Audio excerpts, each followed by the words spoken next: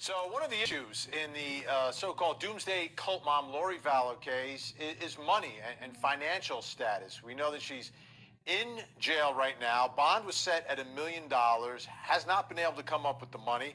You know, maybe if bond gets lowered, maybe she can make it. But what exactly is her financial situation? How about Chad Daybell as well? Are these folks, floating in money? Do they have access to a lot of money? They were down in Hawaii when she was apprehended in a nice neighborhood. So what exactly is going on there? Let's bring in Chris Spargo, senior reporter for the U.S. Sun, who's been digging deep into this story. And there's a lot of depth to it. Chris, thanks so much for joining us. Should we be surprised that Lori Vallow Daybell, the wife of Chad Daybell, the renowned author and so-called leader of the 144,000, can't get the money together to get out of jail? Really is not that much of a surprise to us now, but we're finding out when these problems kind of started now through these new court documents for bankruptcy that she filed back in 2005. And a lot of people miss them, it seems, because she wasn't Lori Vallow then. She was Lori Ryan and was newly divorced. And at first glance, these documents sort of seem like any other bankruptcy thing. She was a single mom at the time. Tylee, her missing daughter, was 2 years old. Her son, Colby, was 9. She had a lot of expenses, and it kind of looked just pretty, on the surface, like a normal sort of bankruptcy case. And then you start digging into these documents, and there's some shocking revelations. All right. Well, the first thing, it looked like she had a really nice house there in Texas. I think we have like an aerial of this shot. She owed about $580,000 on this house. It's a beauty, sprawling in Texas. I feel like JR might have been living there. So what sort of revelations did you dig up in these documents? This house, for example, this is a 4,500 square foot house on 3 acres of land that they bought new. They were the first people to live in it. And she owed $580,000 on it. The house was worth about $710,000. But a huge, massive estate. At this time, she was very much about her. She was competing as Mrs. Texas in pageants. She also drove a Chevy Escalade, a very expensive car that was costing her about $15,000. She actually owed more on the car than the car was worth at the time she filed these documents. And then, she owed a lot of money to the IRS. She had an $80,000 tax bill, which is a little odd because she said in 2003 she didn't work. In 2004 and 2005, she made a combined total of about $45,000. So not really sure where all that tax money came from.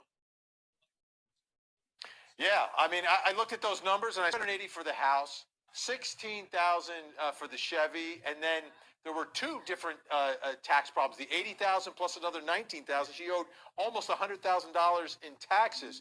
You know what else was interesting? Looking at her income. She listed herself as a hairstylist, right? Mm-hmm. Yeah, she said she was a hairstylist. She'd taken time off, it seemed, that the year that Tylee was born, but she'd gone back to doing that again. She said she was making, decent money at that, a little less than $4,000 a month. And with the $1,500 in child support, that was giving her about $5,200 a month. Now, this is where things start to get a little interesting because most people, $5,200 is a good deal of money to most people, but she was saying that was far below her monthly expenses, which she laid out, and they were pretty shocking when you go through them for someone who was filing for bankruptcy. Yeah, it's interesting because she is not wealthy. Like she doesn't come from money, I don't think. It just seems to me, just seeing the way she is and the way she acts, she, like as you said, is trying to put on a show for everyone. That she is this, has this extravagant lifestyle, and I'm beautiful, and I'm Mrs. Texas, and I'm all these. I always have my movie star sunglasses on. How about Chad Daybell? When we started learning about Chad Daybell, I was like, okay, he's an author. He's published 20 books. I'm like, all right, some authors really wealthy, some authors not so much. Which category is he in? I mean, the not so much. He and his wife also had to file for bankruptcy in 2008 for the same reason. He was actually initially a grave digger when he first started working, and then at some point he said he was just sort of spoken to and decided it was his calling to write these books. And obviously we know from Lori's family members saying that as she sort of became more fanatical, they grew closer together. And then, in the past 2 years, their relationship whether it started before or after she was divorced, heated up very much into having material wealth and to really spending it, it seems, as soon as they get it. I mean, they had this money reportedly from Chad's wife's life insurance, and the first thing they do is take off for Hawaii, and they rent this, gorgeous little pad in Hawaii, and they're going out all the time. No real responsibility for them. It's just, this sort of free-for-all living for them. Well, Chris, why would you save money if the world was going to end in July? That's a good point. Right? She does believe she's leading everyone to New Jerusalem. That's true.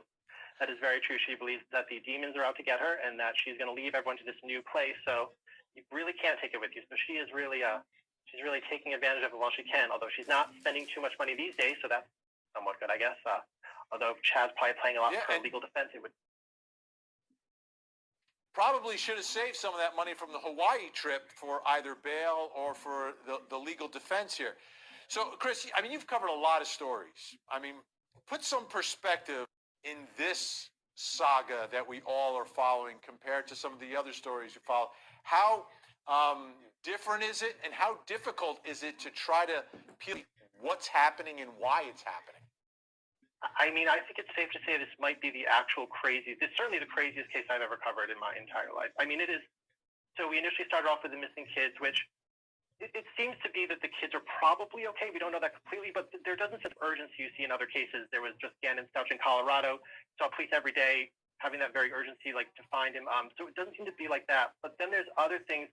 Chad Daybell's wife, who we thought died of natural causes, now they're examining the story. Her fourth husband, Charles Vallow, who was shot by her brother. Now they're looking into that again and seeing they might want to charge them. And her third husband, Joseph Bryan, who filed in these bankruptcy documents with her, in 2018, he suddenly died as well. She didn't tell his family for over a month. His family found out because they needed a next of kin to do something with the body. He was found a week after he died. Just very sort of callous behavior, which she also exhibited with her fourth husband. And she's again under investigation for that one now. So a possible suspect in 3 murders, plus the missing children, plus these very, very strong religious beliefs that people are demons out to get her, and these sort of rites of passage people have to pass in order to make it into her sort of level of this cult where she's going to lead people to this new city.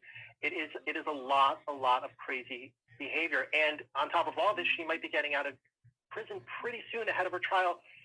She's going for a bail reduction, and they're also trying to argue that coronavirus is making it impossible to do their job as lawyers. They have to go through so many steps to get her documents. They're saying it's not fair and it's violating her rights. So there's a good chance she could be, while under house arrest, out free in about a week. Wow. I'll tell you what, Chris, this is a full-time job. I know you cover other stories, but this sounds like it's going to be a full-time job for the next couple of years or so. Chris Vargo, senior reporter for the U.S. Sun. Awesome to have you with us. I hope you come back. Thanks.